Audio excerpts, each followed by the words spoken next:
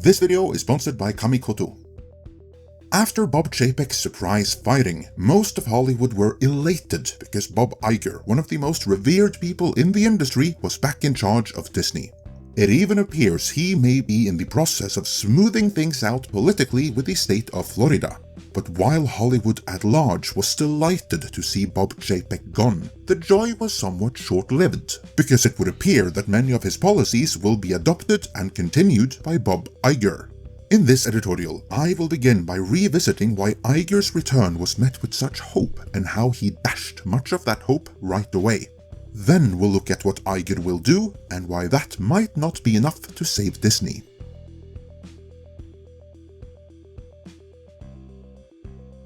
When Bob Chapek was ousted so suddenly and without warning, the reaction within Hollywood was elation. Journalists and even some YouTube pundits were all giddy with excitement. Of course, those of us who value entertainment and preserving the integrity of the properties were far more measured in our response. Because remember, what Chapek did that was so bad was be public about his intention to make Disney politically neutral again. And worst of all, to install new levels of bureaucracy specifically aimed at removing power from Disney's creatives and department heads, for the implied reason that they were too woke to be trusted with it. And, to top it off, just before he himself was ousted, he had initiated a hiring freeze, and even prepped the company for mass firings. For all of these reasons, Hollywood was glad to see Chapek gone. With Iger back in charge, pretty much everyone were in agreement about what was going to happen. The difference in reaction was down to whether or not one regarded that as good or bad. Case in point, here is what I thought was going to happen, and so did the industry and some of its pundits. They just saw this as being good. My first thought is that Iger is going to double down on the wokeness and remove the Byzantine layers of administration that Chapek put in place specifically to keep Disney's toxic creatives and department heads in check. This was 100% on the money. Iger did indeed do this. Hidden behind a paywall, the New York Times states, and I paraphrase, that while he was watching from the background, Bob Iger was lamenting Bob Chapek's seeming lack of empathy and emotional intelligence, which resulted in an inability to communicate with or relate to Hollywood's and Disney's creative community. Because of this, Iger repeatedly said that Disney was losing its soul. And so, Iger will save Disney's soul by unshackling the creatives, giving power back to them and to the department heads. Here it should be noted though that none of the projects greenlit by Chapek under his more Byzantine restrictive structure, such as Deadpool 3 featuring Hugh Jackman, have seen the light of day yet. All the movies that have come out and underperformed these last few years, up to and including Wakanda Forever and Strange Worlds, were all conceived by toxic creatives and department heads who could do whatever they wanted, and they were greenlit by Bob Iger. But since Iger gave power back to these very creatives and department heads, before anyone on the outside ever saw any effects of it having been removed in the first place, why are there still some in Hollywood who aren't happy?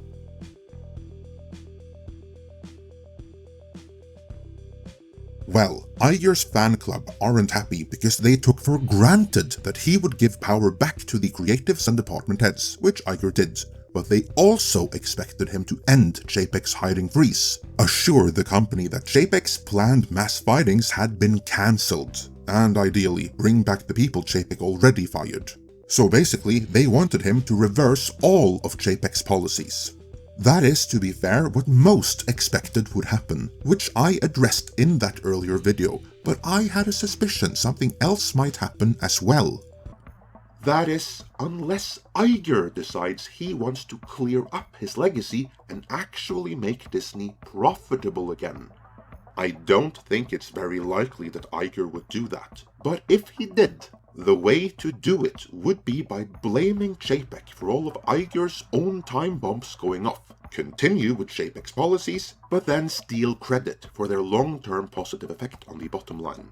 Lo and behold, that is exactly what happened. From Deadline Hollywood, we learned already on Monday, November 28th, 1 week after I posted that clip, that not only would the hiring freeze Chapek installed remain in place, Iger would proceed with staff cuts, and they would come fast. The implied reason for this is that Chapek bungled everything and even threatened Disney's soul. Even though everything from Strange World bombing to the Shanghai Disney Resort being a mostly closed money drain is Iger's projects, or time bombs as I like to call them, that all have gone off and caused problems across the board. The disappointment with Iger in this regard is such that now both Variety and the Washington Post have done an about-face and are calling him out for having to fix the problems he himself helped create. So yeah, some staff cuts will be needed. We're about to explore what is going on in the state of Florida and what Iger might do with Disney's not-so-secret agenda. But before that, and on the topic of cutting, Kamikoto, this video sponsored, makes Japanese steel kitchen knives using traditional techniques from Japan. Kamikoto builds on the legacy of over 800 years of Japanese metallurgy expertise in creating the steel to make the knives, which in turn have been meticulously handcrafted using traditional techniques that date back to Japan's Edo period. Having tried them, I can confirm that these kitchen knives are perfect for the purpose they have been designed for, such as cutting fruits and vegetables, filleting fine Norwegian salmon, or cutting the toughest of meats. Each knife is individually inspected and comes with a lifetime guarantee. Showcasing the traditional Japanese legacy, each knife also comes in a sturdy and highly decorative heavy-duty ash wood box, which not only ensures the knives are stored safely, but that they make for some awesome Christmas gifts. On that note, Kamikoto has an early Christmas sale going on right now, and since they are sponsoring this video, we of course have an even better deal for you. If you visit our landing page kamikoto.com/edge50, which you'll also find in the description, and then use our code EDGE50 when ordering, you'll get an additional $50 off any purchase, including on top of any other special offered. So head on over to kamikoto.com/edge50, type in our code EDGE50 upon checkout, and order your Japanese steel kitchen knives now. With that, let's get back to what Bob Iger might do.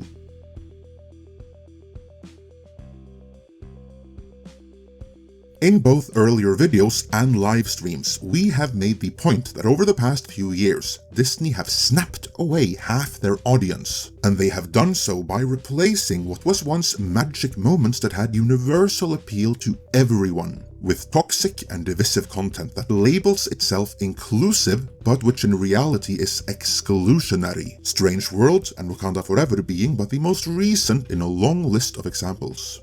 The one who encouraged all of this in the first place, and who filled the company with ideological zealots to make it happen, was Bob Iger. The challenge for him, now that he has returned to Disney after his earlier decisions have taken full effect, is that while Hollywood and his own staffers want even more agenda-driven content, the audience are increasingly recoiling from it. So, what to do? Well, thanks to Chris Rufo, we may have something of an answer.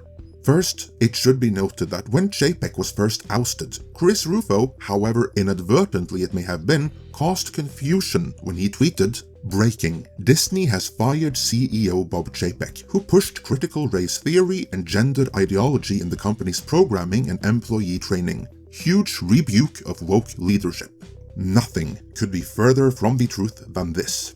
Chapek was the one trying to return Disney to political neutrality, and him being removed just as he had the opportunity to use the mass firings to strike at the heart of corporate wokeness within Disney might not have been a coincidence. See our discussion with WDW Pro, which is linked to in the description for more on that.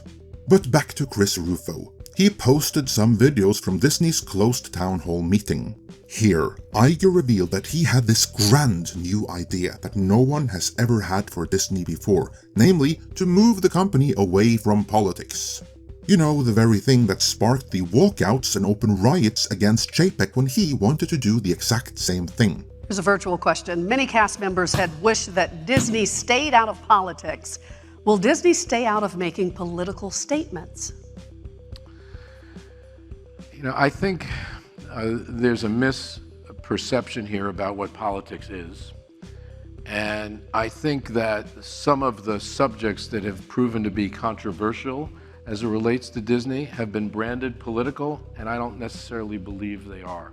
I don't think when you are telling stories and attempting to be a good citizen of the world that that's political.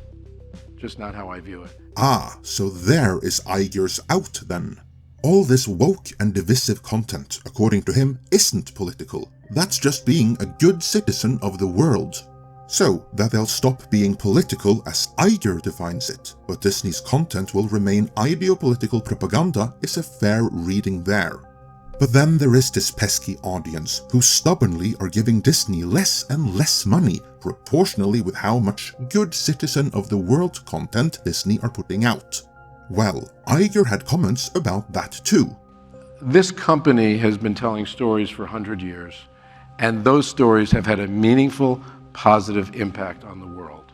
And one of the reasons they've had a meaningful, positive impact is because one of the core values of our storytelling is inclusion and acceptance and tolerance. And we can't lose that. We just can't lose that. I think about Black Panther and the impact that had on the world, or a film like Coco. I mean, I could go on, and how we actually change the world for the good. It must continue. We also, when you tell stories, it's a delicate balance. You're talking to an audience, but it's also important to listen to an audience. It's important to have respect for the people that you're serving, that you're trying to reach, and not have disdain for it. That said, we're not going to make everybody happy all the time, and we're not going to try to. And we're certainly not going to lessen our core values in order to make everybody happy all the time. So it's complicated, and there's a balance, but at one point I said, we do what we believe is right, and then someone criticized me for saying, well, who are you to say that that's right? Well, when you're in a job like mine, or you are responsible for the storytelling that many of you are responsible for, you get paid to have a sense for what is right. Not everybody will agree with you. That's just not the way the world is these days, but it doesn't mean you should stop trying to do the right thing. Note how he used widely acclaimed successes from half a decade ago, like Black Panther and Coco, to make his point. He very conveniently did not bring up any more current movies like Wakanda Forever, like Strange World, like Lightyear, or like Doctor Strange and the Multiverse of Madness to make his point. Because they all failed, and they all failed specifically because of their good citizens of the world aspects. And on that note, good citizen of Iger's postcode in LA would be a more appropriate term, because the ideology that Iger's Disney pushes will get their movies banned in some countries, slapped with content warnings in others, and cause audiences to stay away in droves worldwide. Contrary to what Iger may be telling himself and his fan club, Disney is not making the world a better place. Instead, they flicked too hard, and so contribute towards creating a backlash against the very causes they seek to promote. But on the topic of politics, the Financial Times are reporting that Florida are planning a U-turn on their earlier actions against Disney. Is Iger really that good a miracle worker?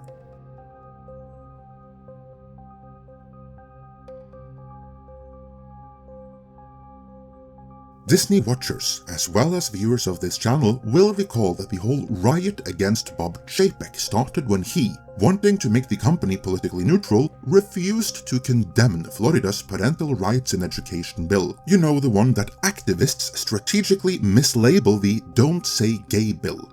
Well, Chapek was forced into making a retreat on his position and into taking a public stance against Florida, first and foremost by select members of Disney's own shareholders, and secondarily by Disney's own staff, although they wouldn't have mattered without those big shareholders. Florida, however, responded to Disney using their economic power to influence Florida politics by revoking the Reedy Creek Development District Act, something which grants Disney powers and tax benefits no one else has. It was a huge political win for DeSantis, but it doesn't take effect until next summer. I have always maintained that between now and then, some kind of renegotiation is likely, as neither Disney nor the state of Florida would really benefit from the legislation as it now stands being carried out come next summer. In other words, continued talks between Florida and Disney were always inevitable, whether it be under Chapek or Iger. But Iger, perhaps hungry for an early win, just might have spoken a little bit too casually about those ongoing talks in too close proximity to reporters from the Financial Times, because they did a write-up titled "Florida Prepares U-Turn on Disney's Don't Say Gay Punishment." If there was any truth to that, that would have been a huge win for Iger, but a crushing defeat for DeSantis. As such, Florida immediately shut down that report. What is more, that leaking in the first place will not have made Disney's case any stronger, because now DeSantis needs another win. So, to sum up Disney under Iger so far, Disney staffers will still get fired. Disney will be less political, but not really any less woke, because Iger really wants that wokeness, and things are still bad between Disney and Florida, perhaps even worse. So, do you think this is a solid foundation to restore Disney to its former glory? Can Bob Iger do it? Let me know your thoughts in the comments. And before you go, remember to head on over to kamikoto.com/edge50. Type in our code EDGE50 upon checkout and order your authentic Japanese steel kitchen knives now.